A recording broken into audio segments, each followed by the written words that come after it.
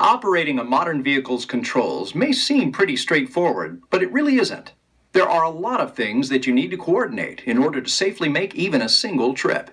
Starting the engine, steering, accelerating, braking, and backing up.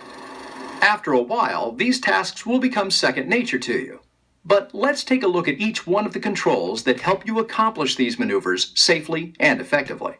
Before we do that, however, you need to know about some laws first. No, not traffic laws, natural laws.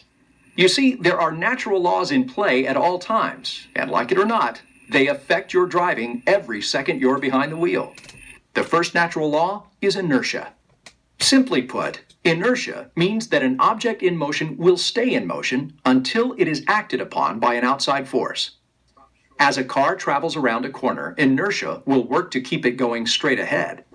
Only if the tire's traction is great enough will the car follow the driver's intended path. If the tires don't have enough traction, the car will instead tend to slide to the outside of the curve, away from the driver's intended path of travel. The second natural law is gravity. Gravity is the force that keeps our feet on the ground. It pulls downward on objects, forcing them down to the lowest point possible. For example, when driving down a hill, gravity pulls you downward as well. The result is that gravity causes your vehicle to accelerate, often increasing your speed more than you want. In this case, you often have to apply the brakes slightly when driving downhill to prevent your car from moving faster than you want. The opposite occurs when driving up a hill. Gravity will try to pull you back down the hill. In this case, you often need to accelerate more in order to maintain the same speed at which you were traveling on the flat roadway. The third natural law is kinetic energy. This is the amount of energy needed to move an object. In our case, kinetic energy is affected largely by a vehicle's weight and speed. One key way that kinetic energy affects drivers and their vehicles is its impact on how quickly a vehicle can slow down. Basically, braking distances are strongly affected by how fast a vehicle is traveling. The bottom line here is that as you increase your vehicle speed, you dramatically increase the distance it will take to bring your vehicle to a stop, even in an emergency.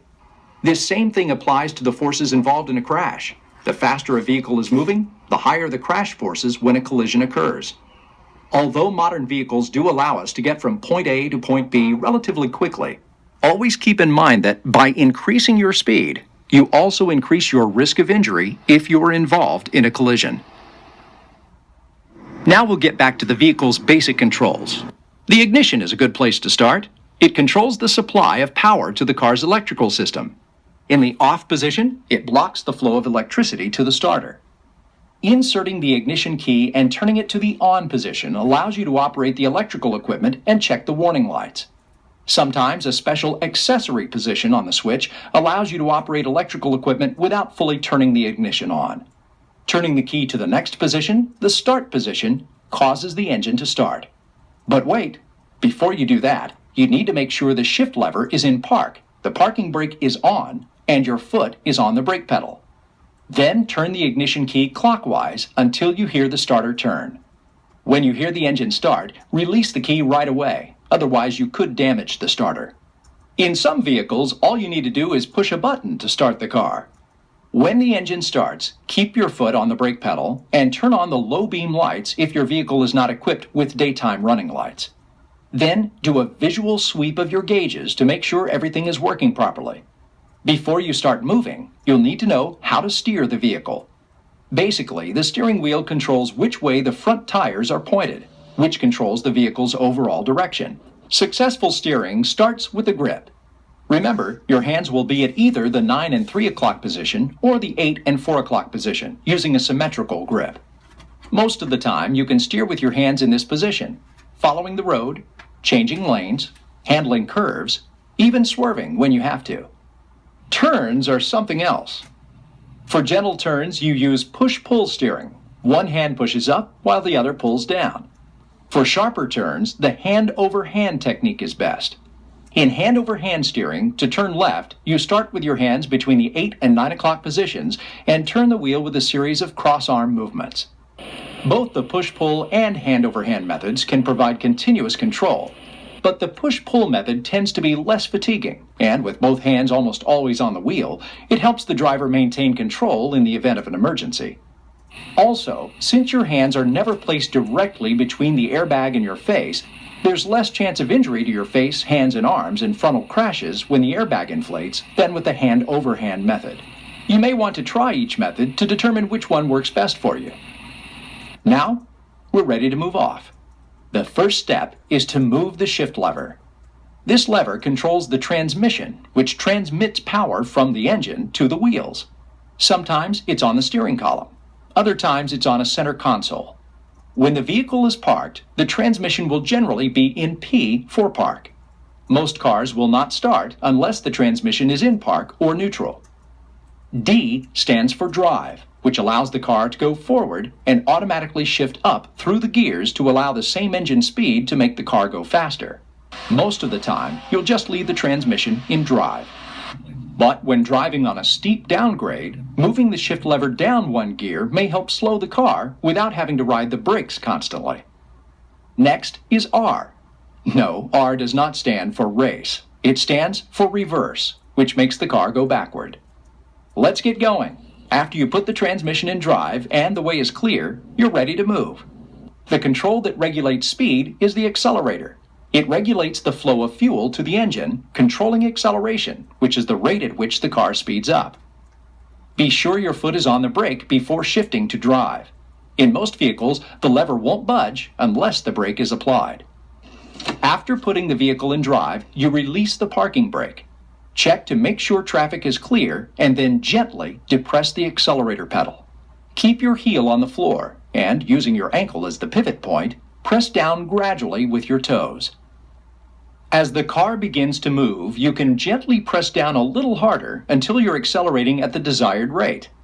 When you reach the speed appropriate for conditions, you want to ease up on the accelerator until you're just maintaining that speed. Once you're moving, you're going to need to slow down at some point, and that means braking. Well, that's one way. It causes a lot of wear to the brakes, though. The key to smooth stopping is looking far enough ahead to begin slowing down early. To slow down, you ease up on the accelerator, swivel your right foot onto the brake pedal, and apply the brake. Brake gently at first, still using your ankle as the pivot point, and increase pressure gradually until the car is slowing down as much as you want it to. Then, ease up on the brake a bit just before coming to a stop to make for a smooth stop. While you're stopped, keep your foot on the brake so the car won't move forward. This also keeps the brake lights on so cars coming up from behind can see that you're stopped. Also, if you're ever hit from behind, having the brakes applied can help keep you from being pushed out into traffic. Most new cars these days have anti-lock brake systems. In a vehicle equipped with ABS, a sensor detects when a wheel stops turning. As soon as this happens, the anti-lock brake system relieves the pressure just enough to allow the wheel to turn again. The main benefit of ABS brakes is that they allow you to retain some steering control while braking. However, contrary to popular belief, anti-lock brakes do not shorten your stopping distance. With ABS, it takes just as long to come to a stop as it does in a car without ABS, in dry or slick conditions. You know your vehicle is equipped with anti-lock brakes if you see the ABS icon lit up on the dash when you start the vehicle. If you need to slow down in an emergency in a car with anti-lock brakes, use the stomp and steer method. The computerized braking system will take care of the rest. Press firmly, but do not pump the brake. When you put on the brakes hard enough to make the wheels lock momentarily, you'll typically feel the brake pedal pulse back against your foot. This is normal. A driver who isn't used to the pulsing or other sounds made by ABS may think the brakes are not working properly. In vehicles without ABS, the wheels might lock up if you press the pedal down too hard. If the wheels lock, release the brake pressure slightly so they can begin turning again. With or without anti-lock brakes, the best way to make a controlled stop is to press firmly on the brake pedal. With your heel on the floor, use your toes to apply firm, steady pressure. Now to a more difficult maneuver, backing up. It's a bit tricky and can be dangerous. First, you need to be able to see where you're going. The only way to get a good view of the area behind the car is to turn around and look at it. An even more effective way of knowing what is around the vehicle is to walk around it. It's your responsibility to be sure that the area around your vehicle is clear. To back up, place your left hand on the 12 o'clock position on the steering wheel, your right hand on the back of the passenger seat, and twist around to see straight through the rear window. You want to move very slowly. When backing up, it's harder to see and the car is harder to control. Place the transmission into reverse and let the engine just idle the car backward. You'll go plenty fast enough, and it leaves your right foot free to use the brake to control your speed. Backing at idle speed is usually fast enough. You never want to rush when you're reversing. In reverse, the car will turn in the same direction the steering wheel is turned, just like going forward. To back to the left, turn the wheel to the left. To back to the right, turn the wheel to the right. Even though the car steers the same in both directions, there is one difference. When you back up, the car's responses to your steering inputs are much greater. This means that you must use smaller inputs to keep the car from turning too sharply and to keep the front end from swinging out too wide. While you need to see behind you, it also pays to stop for a moment to see what the front end is doing. This is especially true when backing out of a parking space. As long as you're moving slowly, you'll have time to make corrections. Also, check to see which way the front wheels are turned before you start to back up, just to make sure you'll be pointed straight backward as you intended. This way, you'll know if you need to center the steering wheel before you start to back up. Home again. Now just a few steps to make sure the car doesn't roll away. After you stop, set the parking brake and put the shift lever into park. Now turn off all accessories and lights, close the windows if needed, and lastly, turn the engine off. Check for any nearby traffic and then exit and lock the vehicle.